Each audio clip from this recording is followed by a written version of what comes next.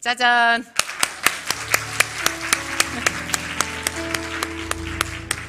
처음에 좀 약했어요. 잘 안 들렸어요. 정말 즐겁죠? 예. 성경을 하나님이 이런 책을 우리에게 주셨다는 거.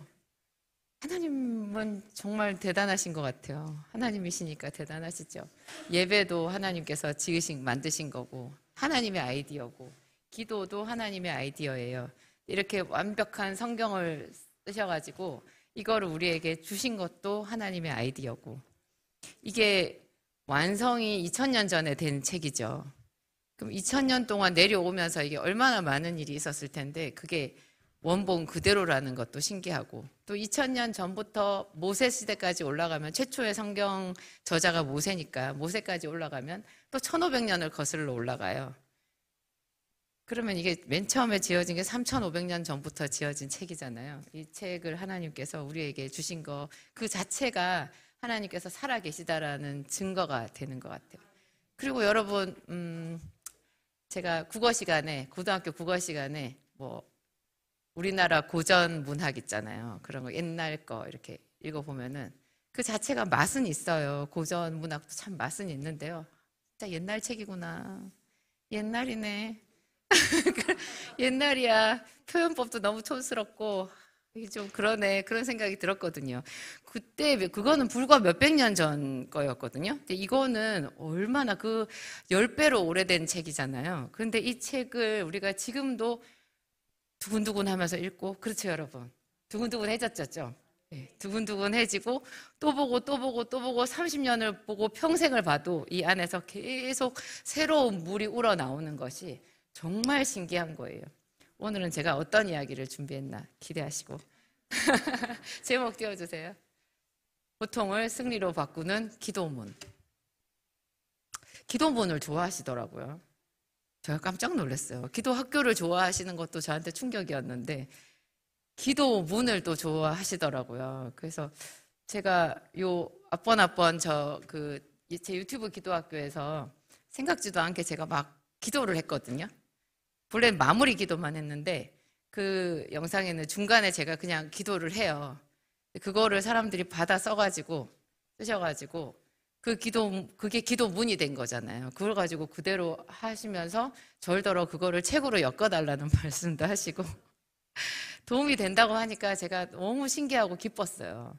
그래서 오늘 또 고통을 승리로 바꾼다라는 말은 흔하게 우리가 듣는 말이지만 뒤에 기도문이라는 말이 저건 뭘까 이런 생각을 하실 수 있어요. 오늘 좀 특이한 이야기고, 또 본문은 요거랑 무슨 상관이 있나, 제가 그래서 방송실에서 의아해할까 봐 부제목도 붙여서 보내드리고 했거든요. 본문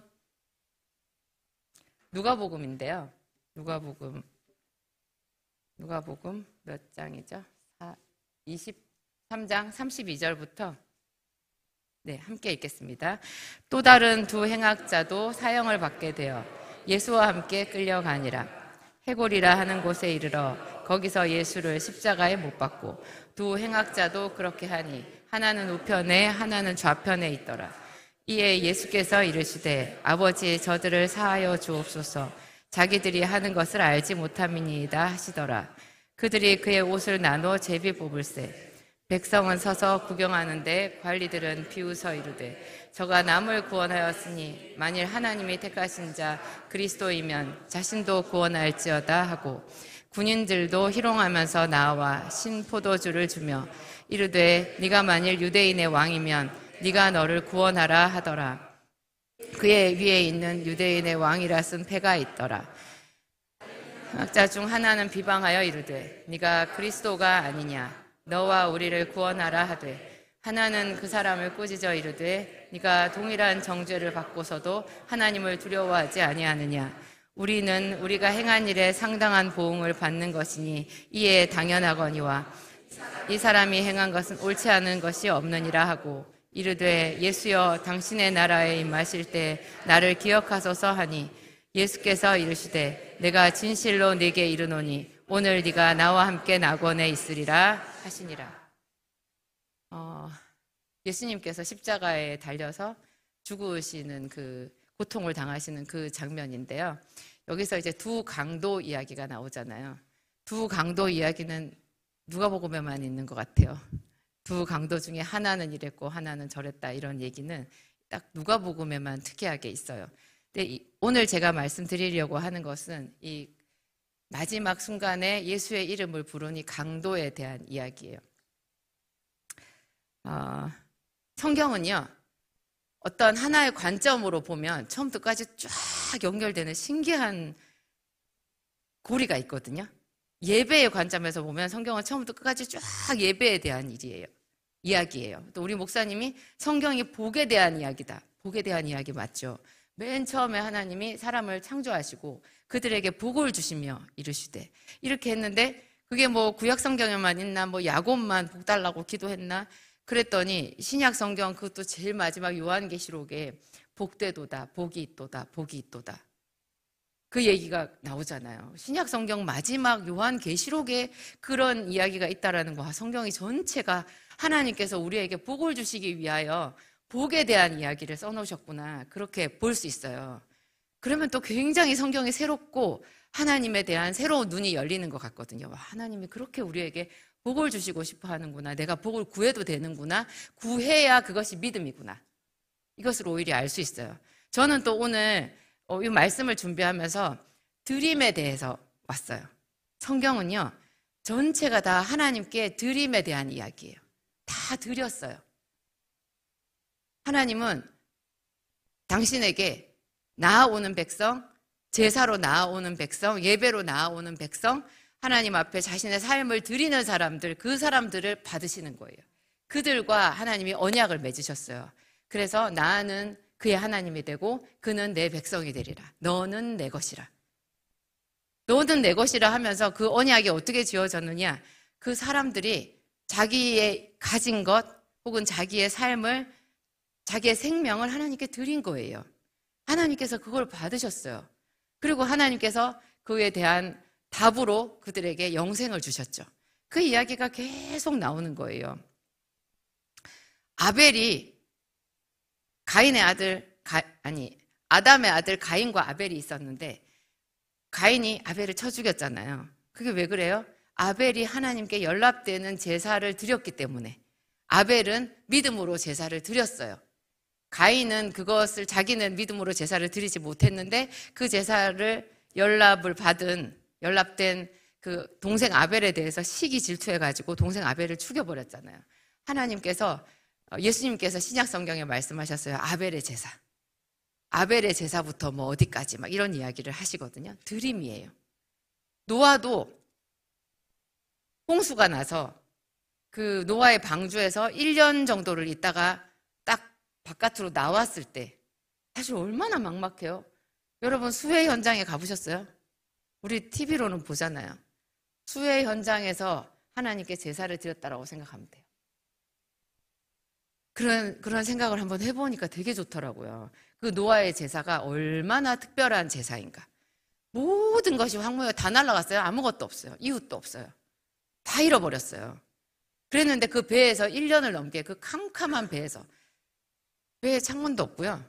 아무것도 없어요. 그 안에 짐승들 똥 싸고 그런 것만 있었을 거예요. 1년 동안. 얼마나 지겹고 힘들고 그랬을 텐데 그 배에서 나와가지고 하나님께 거룩한 제사를 드려서 얼마나 그 제사가 정성을 다하는 제사였던지 하나님께서 흠양하셨대요. 흠양하시고 이 땅을 홍수로 심판한 것을 후회하셨대요. 그래가지고 무지개 언약을 주시잖아요. 내가 다시는 물로 땅을 심판하지 아니하리라. 그런 이야기를 하셨거든요. 이거 드림이에요. 드림. 근데 오늘 제가 읽은 이 본문에 이 강도가 자기의 마지막 숨을 예수님께 드렸어요. 그 이야기예요. 보통 사람들은 쉽게 이 강도를 얘기해요. 쉽게. 자기는 예수 믿으라 그러면 자기는 죽기 직전에 오겠다 그래요. 그 강도처럼. 어디서 성경은 봐가지고.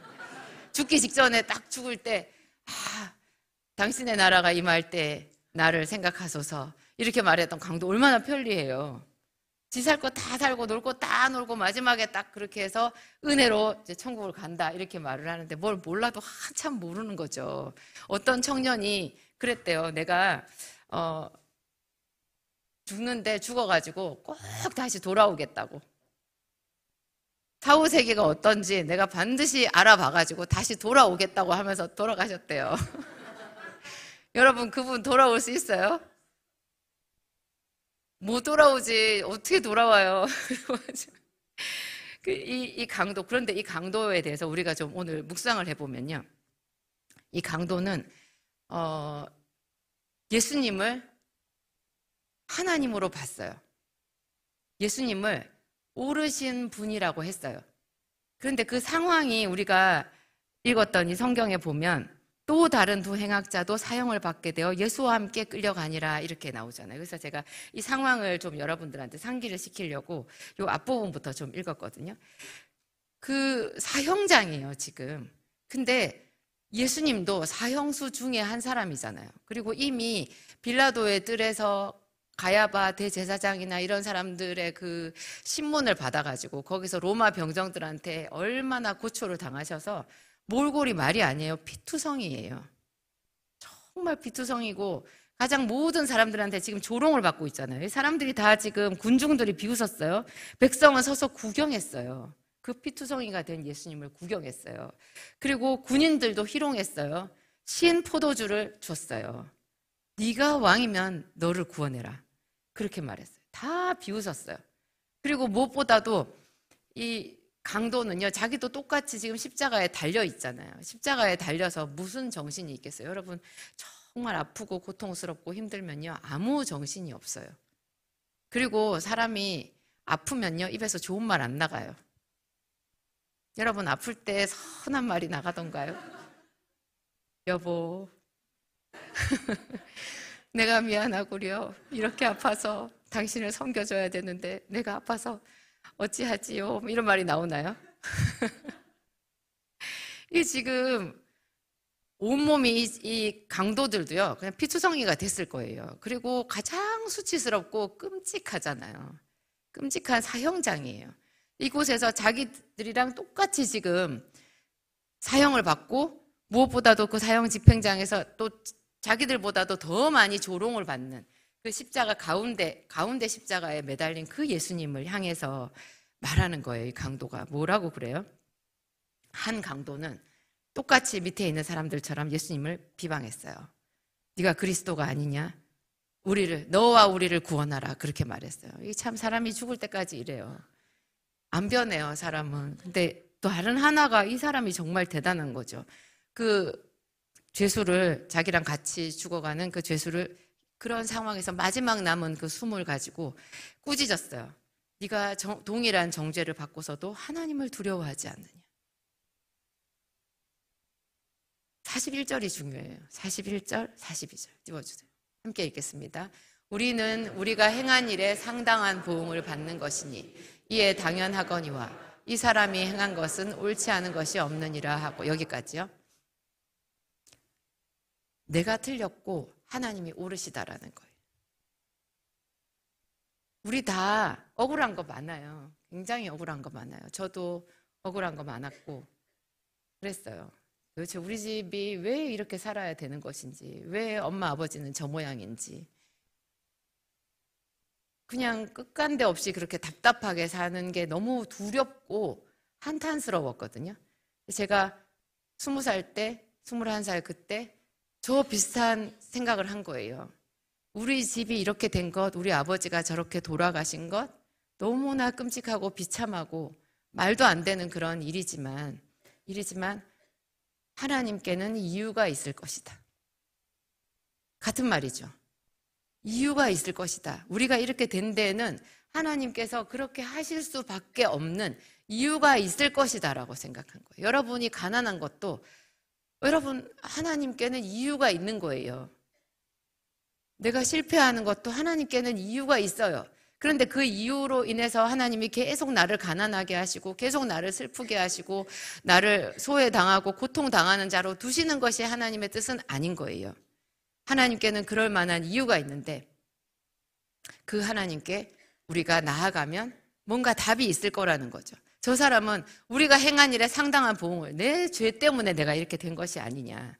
근데 자기도, 죄인들도요, 사형 언도를 받는 그런 사람들도요, 다 자기는 죄가 없다고 말한대요, 보통. 자기 그럴 수밖에 없었다고 그런대요. 그리고 큰 죄 안 지었다고 말한대요. 어떤 놈 때문이라고 그렇게 말한대요. 이게 본래 우리의 속성이거든요. 근데 저 사람은 자기가 어쨌거나 그 죄는 자기가 지었다는 거죠.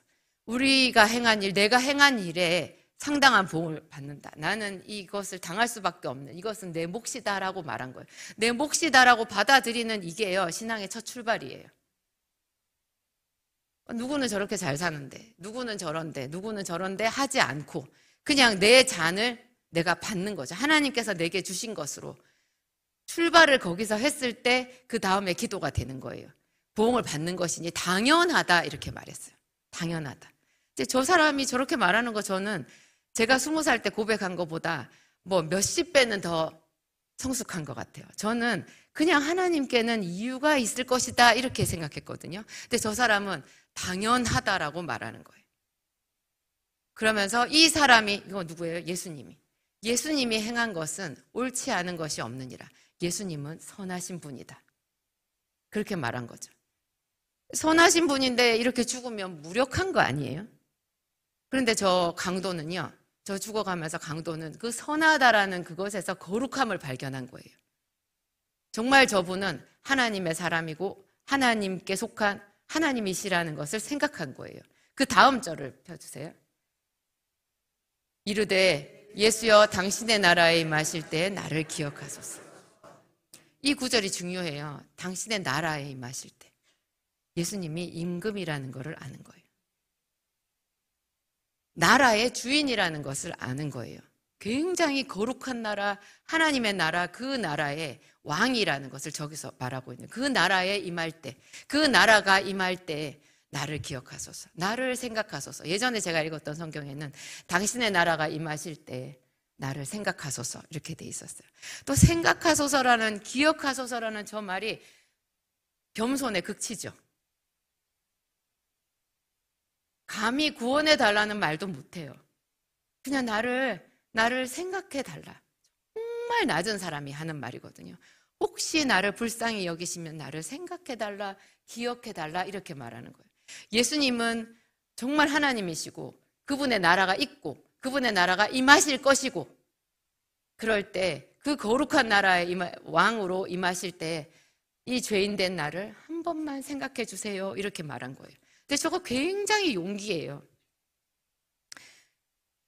가끔 저도 제 죄가 생각이 날 때가 있거든요. 제 죄의 본성이 생각이 날 때가 있는데 저희 목사님도 예전에 그 월피동 성전에서 있었을 때 그 어떤 사건이 있었대요. 그날 아무 목사님이 특별하게 어떤 이렇게 잘못을 한 거는 아닌데 순간 그 너무나 강력한 유혹이 자기에게 와가지고요. 순간 머리에 멘붕이 왔었대요. 그날 아침에 새벽기도 끝나고 나오는 길에. 그래가지고 이제 그 사람을 쫓아내고 거절하고 이렇게 하기는 했는데 우리 목사님이 몇 날 며칠을 하나님 앞에 떨렸다고 그랬어요. 자기가 그 죄의 유혹에 대해서 정말 한 끗 차이더라는 거죠. 정말 한순간에 자기도 그 유혹이 확 끌려오더라는 거예요. 근데 저도 그럴 때가 있거든요. 제가 내 속에 죄가 많구나, 나도 정말 죄성을 그대로 가진 죄인이구나 이런 생각이 들었을 때는 주여 이름을 잘 못 부르겠더라고요. 여기 와가지고 기도를 잘 못하겠어요. 그런데 저 강도는 자기가 지금 자기 죄를 온전히 생각하고 있잖아요. 그래서 사형에 해당하는 죄수가 맞다라고 자기 입으로 말했어요. 그러면서 주의 이름을 부른 거예요. 우리는 그 용기가 필요해요. 정말 하나님은 우리를 너무너무 사랑하시거든요.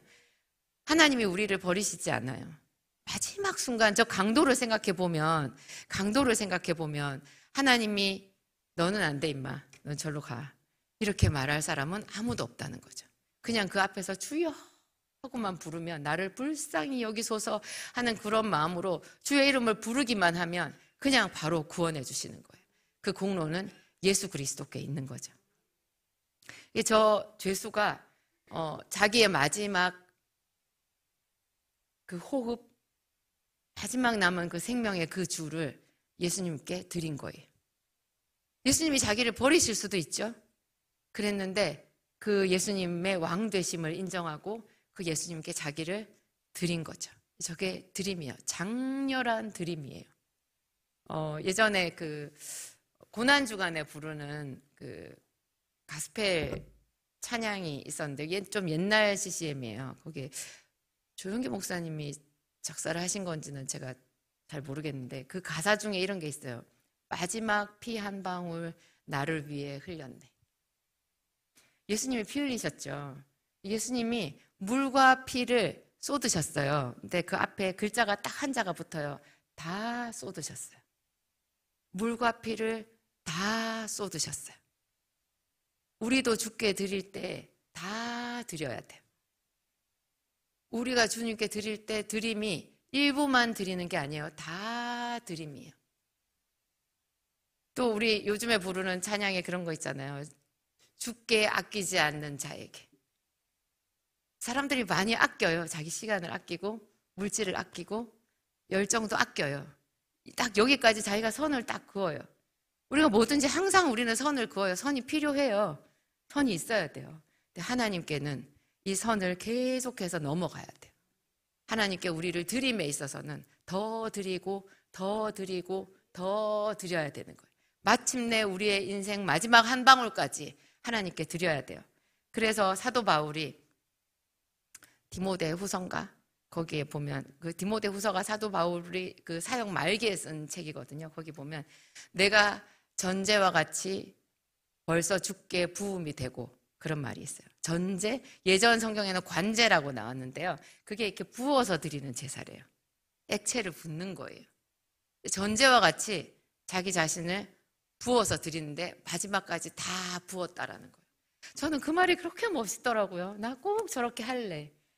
나도 저렇게 할래. 내 삶을 하나님께 탈탈 털어서 마지막 한 방울까지 드릴 수 있으면 좋겠다. 물론 하루 24시간 이렇게 봤을 때요. 제가 드리는 게 되게 엉성해요. 하나님 생각 잊어버릴 때 많고요. 저도 제 생각대로 제 틀 안에서 혼자 고민하고 짜증나고 속상하고 낙심하고 그럴 때가 막 있거든요. 감정이 막 뒤죽박죽 이렇게 되잖아요. 그렇지만 다시 또 정신 차리고 주의 이름 부르고 그래서 아침에도 나오고 아침에 나오면 다음날 아침까지 너무 길어요. 우리 딸이 한 말이 있어요. 저녁에 기도를 안 하면요 꼭 안 씻고 잔 것 같대요.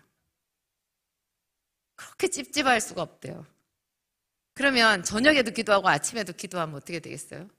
깨끗한 느낌이 드는 거죠. 낮에는 말씀을 외우는 거죠. 이렇게 하여튼 이 강도가 정말 하여튼 그 표현할 수 없어요. 이제 이 강도가 이 사람 정말 그동안 왜 강도였을까 하는 생각이 드는 거죠. 뭔 정신으로 강도짓을 했을까? 이런 마음인데 어쩌다가 강도가 됐을까? 그 참 나쁜 친구들한테 휩쓸렸었나? 어떻게 됐었나 보다. 근데 정말 이 사람이 이 누가복음 여기 딱 잠깐 이렇게 나오는데 우리에게 주는 그 울림이 대단한 거죠. 하나님께 삶을 드릴 때는 내 마음을 드릴 때는 어떻게 드려야 되는지 하는 것을 바라는 거예요. 근데 여러분 하나님이 우리에게 11조를 받으시고 예물도 받으시고 시간도 받으시고 하나님 너무 많이 요구하시는 거 아니야? 그런 생각이 들지 않으세요? 제가 그 모세오경 출애굽기나 이런 거 거기 이제 모세 율법 이런 거 나오잖아요. 제가 그걸 읽으면서 한숨이 나왔어요. 절기가 너무 많아. 한 번 절기마다 기본이 일주일이에요. 아무 일도 하지 말라는 말이 계속 나와요. 심지어 그거보다 더한 거 있어요.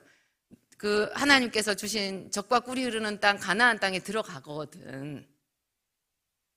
첫 해는요 아무것도 하지 말래요. 둘째 해도 아무것도 하지 말래요. 그래가지고요 거의 4년째 돼야 첫 수확을 얻어요. 그런 얘기가 나와요. 그래서 제가 그걸 읽으면서 진짜 이스라엘 백성이 이렇게 했을까? 굶어 죽지 않았을까? 야, 하나님을 섬기려면 희생이 크네. 이건 너무한데? 돈을 너무 많이 드려야 되는데. 어떻게 일을 하지 말라고 그러실까? 일주일씩 1년에 그 절기가 몇 번이에요? 3번이에요? 4번이에요? 일주일씩 쉬어봐요. 아무것도 하지 말래요.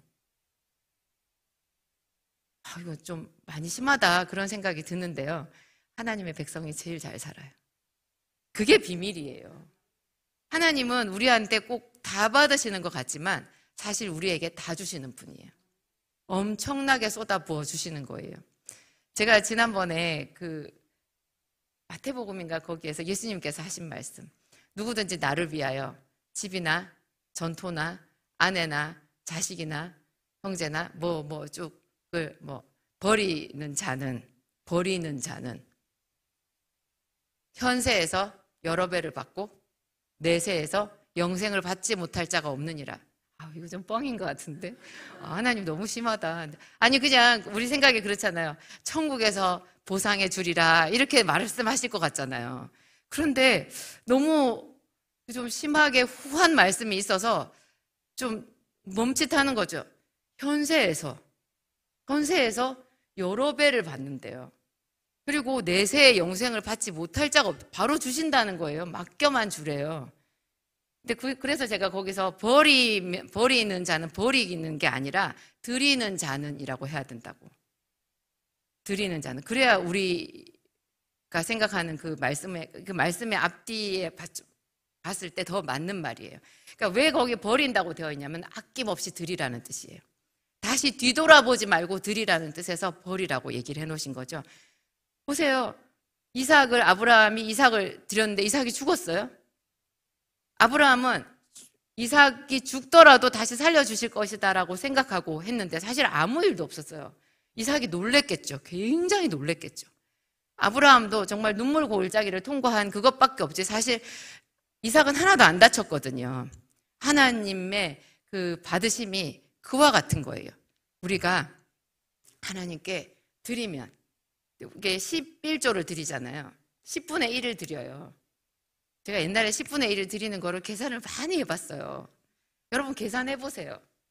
내가 10만 원, 15만 원 그 과외 알바 때부터 11조를 했거든요. 15만 원을 받았는데 15,000원을 11조를 내려고 하니까 5,000원, 1,000원까지 되고 그래가지고 제가 10,000원만 냈어요. 버린 거죠, 나머지를. 그랬더니 저 성경 공부 가르쳐주는 언니가 정주자매님 10만 원 받으셨나 봐요. 이렇게 얘기를 하는 거예요. 아닌데 제가 15만 원 받았는데 굉장히 마음에 찔려가지고 그 앞에 5,000원 못 낸 것까지 제가 그 다음부터는 2만 원을 냈어요. 그냥 더 얹어서 차라리 내가 더 얹어서 내자 이러고는 2만 원을 11조를 내기 시작했거든요. 근데 10분의 1 그게 100만 원을 벌면 그러면 10만 원을 내야 되네. 10만 원까지는 내가 낼 수 있지. 그렇게 생각했어요. 근데 나중에 내가 혹시나 1,000만 원을 벌면 100만 원을 내야 좀 큰데 1억을 벌면 1,000만 원 너무 큰데 내가 낼 수 있을까? 그런 생각을 했어. 여러분 계속 연습해 보세요.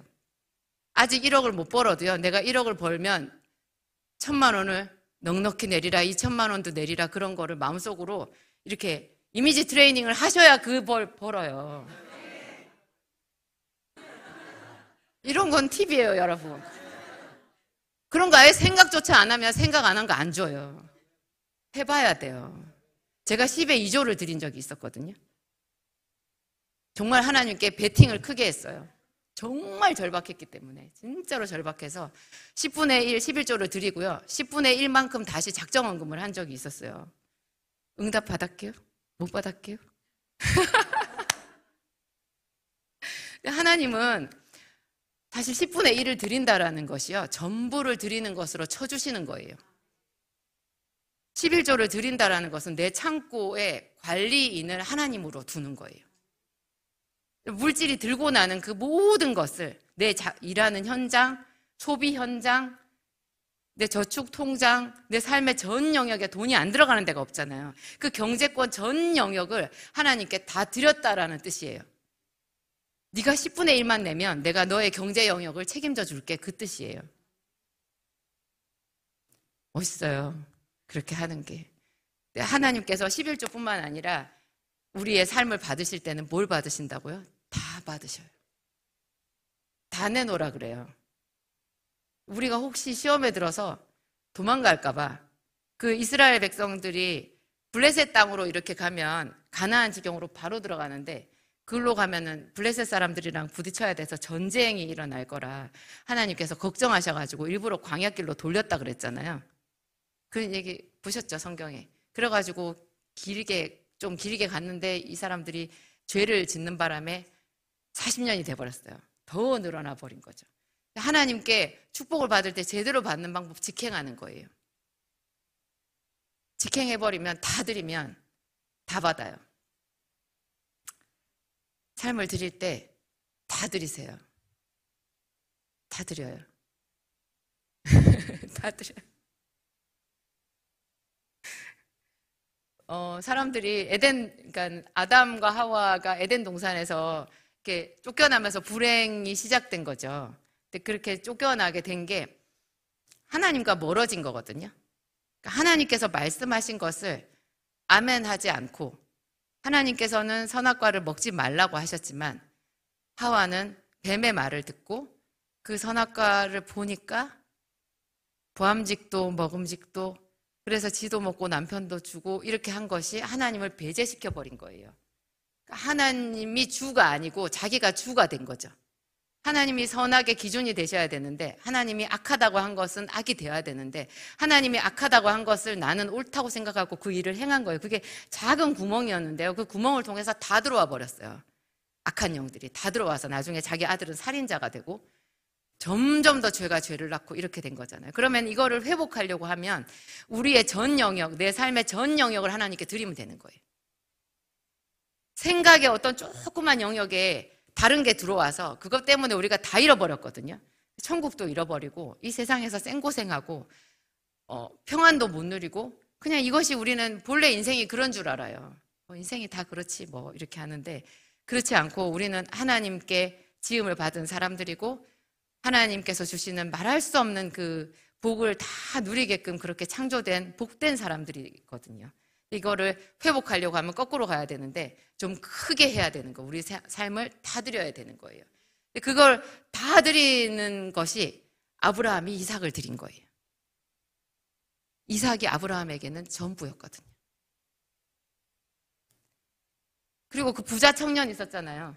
부자 청년 예수님께 나와서 어떻게 하면 영생을 얻으리까 했을 때 뭐 이것저것 쭉 얘기했더니 그거 다 했는데요. 그러니까 네가 한 가지 남은 부족한 것이 있으니 이는 네가 가진 재물을 다 팔아서 가난한 자들에게 주라 그랬잖아요.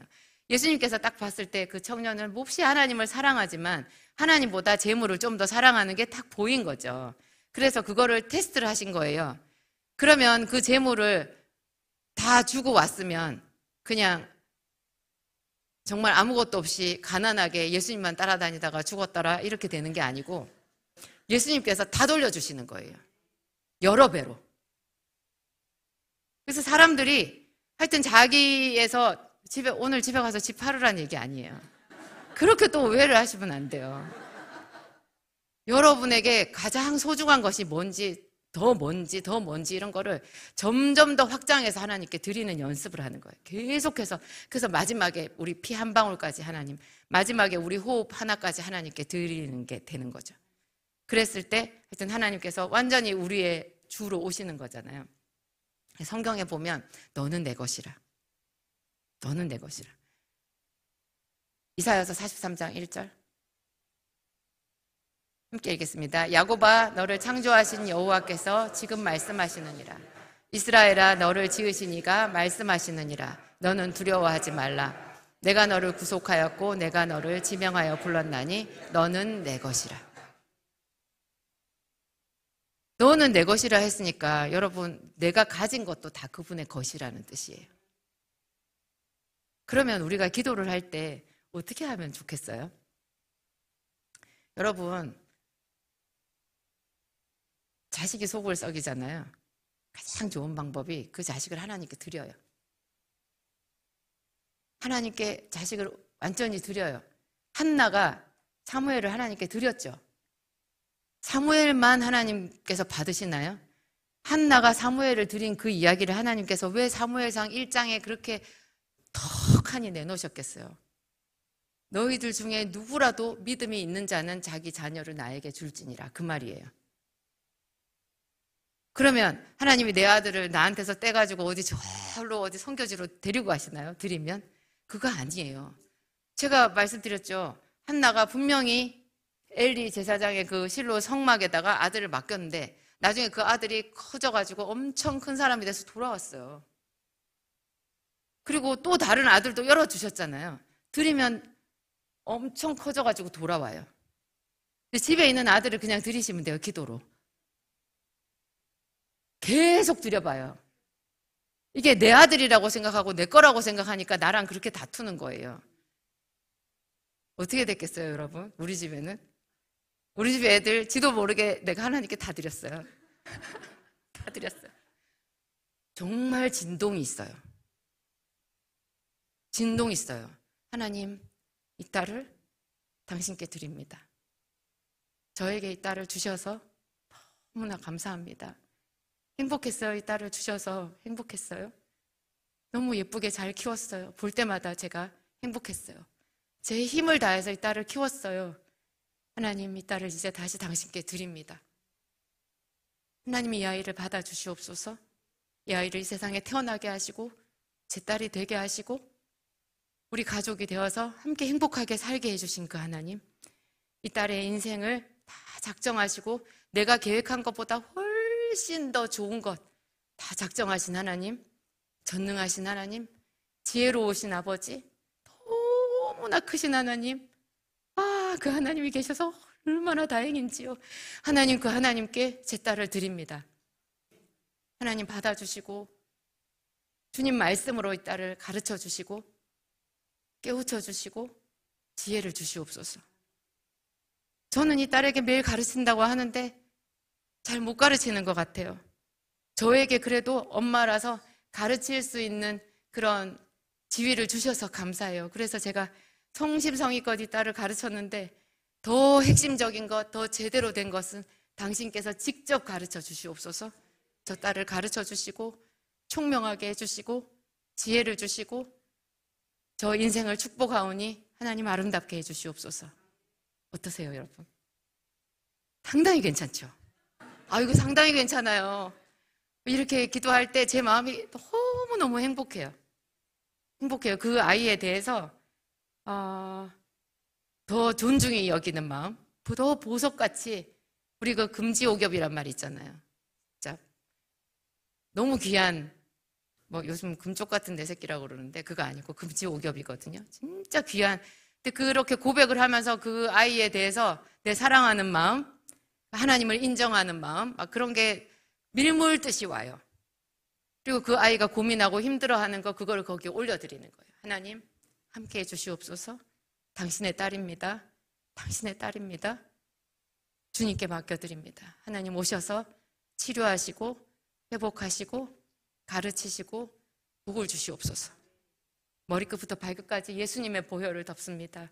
저 딸을 위해서 죽으신 예수님 감사합니다. 감사합니다. 주님 계셔서 감사합니다. 이렇게 올려드리는 거죠. 남편도 드리세요. 그리고 제일 중요한 거요. 여러분 자신을 드려요. 나 자신을 하나님께 드려요. 저는 제가 제 간증에서 제가 20살에 제 삶을 하나님께 드린다 그랬죠. 그냥 예수님이 저를 위해서 죽으셨다라는 것을 알았을 때, 하나님의 아들이 나를 위해서 죽으셨다라는 걸 알았을 때 주체할 수가 없었어요. 그래서 저는 사실 우리 집이 너무 가난했고 아버지가 원통하게 돌아가셨고 가난에 대해서 제가 아주 몸서리 쳐지게 그냥 이가 갈리는, 심하게 말하면 그런 게 있어서 돈을 많이 벌고 싶었거든요. 예수님, 정말 십자가를 지신 예수님을 만나고 나니까 그 생각을 어디다 내놓지를 못하겠는 거예요. 너무나 큰 사랑을 입어서 내가 평생 가난하게 산다 그래도 그건 문제되지 않겠더라고요. 하나도 문제가 안 되는 거예요. 그래서 그냥 제가 그 대학교 1학년 때 제 삶을 하나님께 드린다 그랬어요. 하나님, 살아계신 하나님, 제 삶을 당신께 드립니다. 제 삶을 당신께 드립니다. 그런데 하나님, 제가 너무 보잘것없어요. 드려도 될까요? 받아주실까요? 어디 쓸 데는 있을까요? 그렇지만 하나님, 너무 감사해서 드려요. 너무나 감사해서 제 삶을 하나님께 드려요. 하나님, 당신께서 작정하신 대로, 생각하시는 대로, 내 인생을 계획하시는 대로 저를 사용하시옵소서. 저는 주의 여종입니다. 제 인생은 하나님의 것입니다. 이렇게 했어요. 중간에 제가 이렇게 고백한 거를 잊어버릴 때도 있었고 후회한 적도 있었어요. 사법시험 볼 때. 그때 괜히 드렸네. 그래가지고 내가 정말 법조인으로 못 가게 생겼네. 나 저쪽으로 가면 참 좋겠는데 어떡하지? 할 수 없지 뭐. 할 수 없지 뭐. 그냥 그렇게 생각을 했었는데 그 뒤에 또 제가 새롭게 깨달은 거예요. 그 드림은 매일 드리는 거예요. 옛날에 내가 드렸지. 제가 저희 남편 목사님한테 사랑한다고 말해주세요. 사랑한다고 말해주세요. 그러면 내가 싫어한다고 말하기 전까지는 사랑하는 거예요. 내가 사랑한다고 이미 말했고 내가 다시 번복해서 싫다고 말하지 않았으니 사랑은 지속되는 거예요. 그렇게 말했는데요. 제가 그랬어요. 좀 말 좀 해줘요. 뭐 말하는 게 어렵나. 내가 뭐 다이아 반지를 사달라는 것도 아니고 뭐 비싼 옷을 사달라, 가방을 사달라, 어디 여행을 가자 그러는 것도 아닌데 저녁에 자기 전에 여보 수고했어. 당신을 사랑하오. 이 말 한마디 좀 해달라고 하는데 전에 말했던 거 지금도 유효하다고. 여러분 하나님께 드리는 거예요. 우리가 삶을 하나님 저는 당신의 여종입니다. 이 말을요 아침마다 해보세요. 아침마다 해보세요. 저녁마다 해보세요. 기도할 때마다 해보세요. 길을 가다가도 해보세요. 하나님 저는 당신의 것입니다. 내 삶의 주인은 당신입니다. 우리가 하나님을 주라고 불러요. 주라고 부르는데 실제로는요 예수님의 손님이에요. 하나님이 이번에 저한테 그런 감동을 주시더라고요. 많은 사람들이 예수님을 주라고 하면서 사실 손님이래요. 그래서 가끔 부른대요. 귀한 손님이니까 가끔 불러요. 자기 집에 오시라고. 어떤 문제 이걸 좀 해결해 달라고 부탁하러 온대요. 그래도 하나님은 해주셔요. 그렇지만 하나님께서 모든 사람들에게 모든 자녀들에게 궁극적으로 원하시는 것 너는 내 것이라죠. 그 사람이 나의 주, 나의 하나님이여 하고 부르는 거예요. 삶을 다 하나님께 드리는 거예요.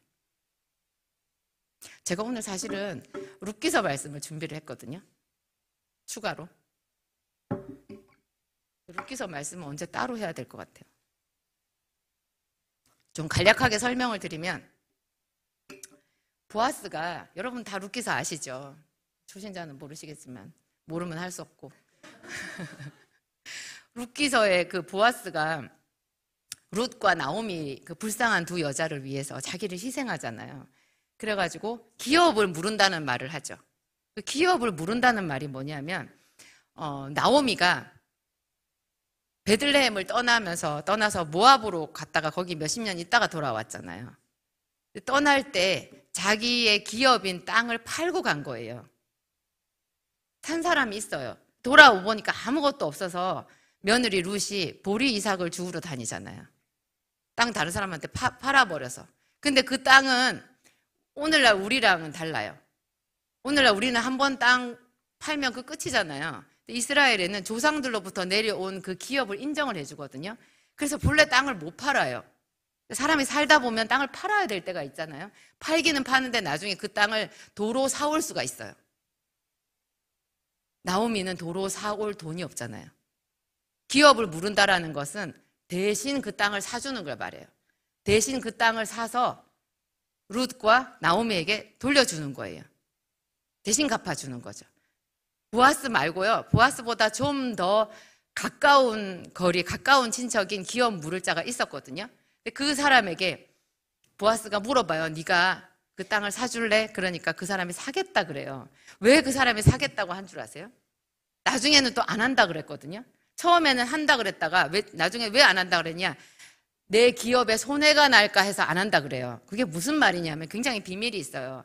나오미의 땅을 자기가 사주잖아요. 그러면 나오미가 그 땅을 써요. 나오미가 아들이 없잖아요. 룻도 자식이 없어요. 둘이 죽고 나면 그 땅이 이 집으로 돌아오는 거예요. 자기께 돼요. 본래 사고팔고를 할 수 없는 이스라엘 안에서 이렇게 가문의 대가 끊긴 집의 땅을 자기 것으로 할 수 있는 기가 막힌 기회인 거죠. 그래가지고 그 다른 사람이 자기가 나오미의 땅을 사주겠다고 그랬어요. 그랬더니 보아스가 이제 한 단계 더 나가서 그러면 그 며느리 룻을 너의 아내로 삼아서 거기서 자식을 낳고 그 자식을 그 집의 계보로 해야 된다고, 자식까지 줘야 된다고 말을 한 거예요. 그러니까 이 사람이 깜짝 놀란 거예요. 땅을 사가지고 주고 나중에 그 땅이 그들이 룻하고 나오미가 죽고 나면 자기한테로 돌아와야 되는데, 그 아들이 자기가 아들을 낳아서 그 아들이 그쪽으로 양자가 돼서 가버리고 나면 그 아들대로 이렇게 해가지고 땅에 내려가고 자기한테는 안 오고 자기는 돈만 쓰고 땅은 안 돌아오고 이렇게 되는 거죠. 그래서 눈이 왔다 갔다 하다가 나는 안 할래 그랬어요. 근데 보아스가 자기가 그걸 하겠다 그랬거든요. 자기가 그래서 땅도 사주고 룻을 아내로 맞이해서 자식을 낳아서 그 자식을 나오미의 남편 엘리멜렉의 자손으로 해주는 거예요. 근데 이상한 일이 있어요. 룻기서 그 마지막에 족보가 나오거든요. 베레스의 계보는 이러하니라 이렇게 나오는데요. 보아스의 아들이에요. 나오미가 좋아하면서 끌어안았던 그 룻과 보아스 사이에서 낳은 자식 있잖아요. 그 자식이 엘리멜렉의 족보로 가야 될 거잖아요. 그러면 그렇게 안 되고 보아스의 아들로 돼 있어요. 그리고 그 족보가 어디 나와요? 마태복음에.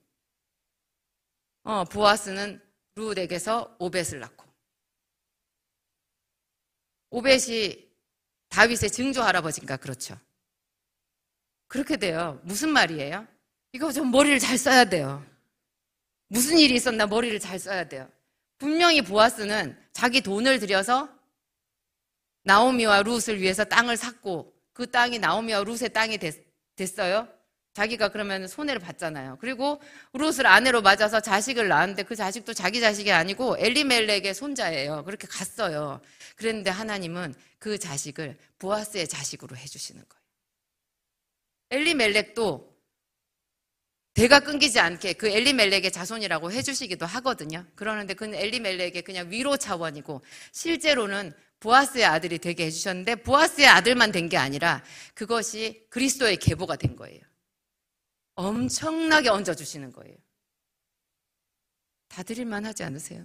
그래서 하나님이 있잖아요. 이걸 약간 어렵게 해놓으셨어요. 깊이 생각하지 않으면 아무도 모르라고. 하나님께 드리면 드린 사람이 얼마나 크게 받는지 그거를 자세히 들여다보고 눈을 부릅뜨고 보지 않으면 별거 없네 이렇게 생각하고 넘어가게끔 숨겨놓으신 거예요. 이거를 찾고 찾아가지고 이상하다 세상에. 룻기서 마지막에 딱 족보가 나오는데 왜 룻기서 마지막에 족보가 나와요? 룻기에 족보가 나올 일이 없어요. 근데 그 족보가 나온 이유는 보아스를 하나님께서 받으셨고, 보아스의 아들, 그 룻의 아들이 그대로 그리스도의 계보가 되고 하나님께 드린 자의 결말이 어떻게 되는지를 거기다 딱 써놓으신 거예요. 그리고 그 족보가 그대로 마태복음 신약성경 1장, 마태복음 1장에 딱 나오잖아요. 그래서 간단하게 한 줄로 나와요. 그냥 후루룩, 모르는 사람, 관심 없는 사람은 후루룩 읽고 빨리 잊어버리라고.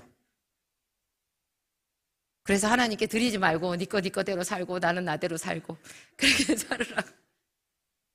근데 하나님을 사모하는 자들은 이렇게 하나님께 드리겠다는 마음을 먹게 되는 거죠. 오늘 저와 같이 한번 아까 제가 잠깐 했던 그 드림의 기도를 한번 해볼게요. 드림의 기도를 오늘은